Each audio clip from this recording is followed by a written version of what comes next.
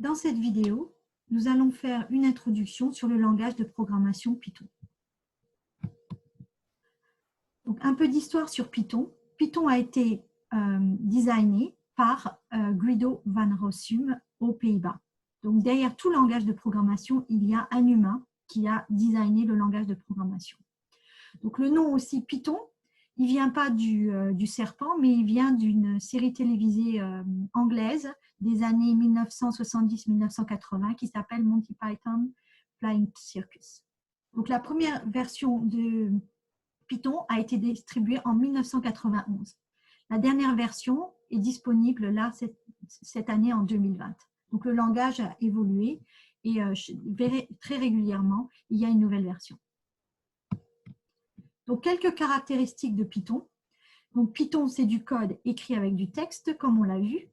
Et en fait, quand on veut lire du texte informatique, du code, on veut que ce soit lisible, on veut que ce soit simple, on veut que ce soit explicite, c'est-à-dire qu'on comprenne, on veut que ce soit compact, c'est-à-dire qu'on n'ait pas à écrire 20 lignes de code pour écrire quelque chose.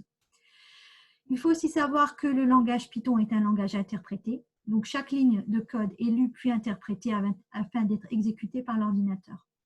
C'est un langage très riche. Il y a de nombreuses bibliothèques, en particulier pour les sciences de données. Mais il y a aussi des bibliothèques pour les mathématiques. Donc, si je veux calculer des tangentes, des sinus, cosinus avec Python, je peux le faire parce qu'il y a une bibliothèque mathématique. Donc, une bibliothèque, ça permet d'étendre le langage pour faire des choses particulières. Donc, je n'ai pas besoin d'écrire mes propres fonctions, tangentes, sinus, etc. Elles sont définies dans une bibliothèque. Votre premier programme Python, le voici, c'est Hello World. Donc, on va écrire notre code dans un logiciel qui s'appelle Google Colab. Donc là, c'est une capture d'écran de Google Colab. Donc, comme vous voyez, là, il y a le numéro des lignes dans votre code. La première ligne, c'est un commentaire. Elle commence par le dièse. La deuxième ligne, c'est un print Hello World. Donc, le dièse que l'on voit ici, il introduit un commentaire. Donc, la ligne n'est pas exécutée. Les commentaires permettent de fournir des clarifications sur le code, des explications que vous pourrez lire plus tard, qui vous feront vous rappeler pourquoi vous avez écrit cette partie dans le code. C'est très important de mettre des commentaires.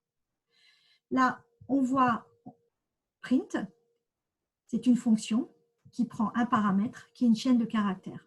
Une chaîne de caractères, elle est introduite par des guillemets. Là, on voit, ça c'est la guillemets ouverte, la guillemets fermée. La fonction prend un seul paramètre et les paramètres sont entre parenthèses. Donc, quand je vais exécuter ce code, voici ce que j'obtiens comme résultat. C'est sur cette ligne, j'obtiens Hello World. Donc, les commentaires, comme on l'a vu, sont introduits par dièse. Mais aussi, les commentaires, on peut en mettre un peu dans différents endroits dans son code. Donc, dans le premier exemple ici, sur la première ligne, on voit que toute la ligne est un commentaire. Sur la deuxième ligne, on a écrit du code et on a écrit un commentaire. Donc, ça peut être avant des instructions, un commentaire, mais aussi à côté des instructions.